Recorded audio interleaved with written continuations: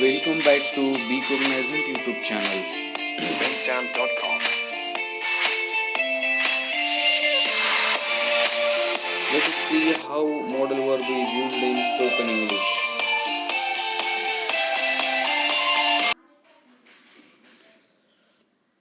If you are new on this channel, then subscribe to this channel for getting such useful videos. If you are new on this channel, then subscribe to Modal verbs for expressing expressing ability. Can, could, be able to. He can he speak English? Can he swim? My my brother could swim when he was 2. I could have run faster, but I didn't want to get other side get tired. 6. She has not been able to speak to Yashoda before she left. 7. Will people be able to? Possibility.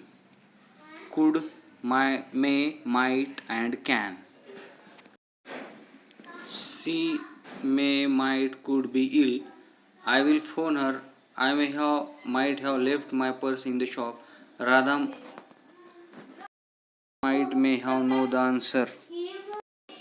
Could you have lost it on the way home? Might you have lost it on the way home? Could you have lost it on the way home? Might you have lost it on the way home? Prohibition. Can, could, may. Can we come in? Could we possibly stay at your flat? Stop their break between.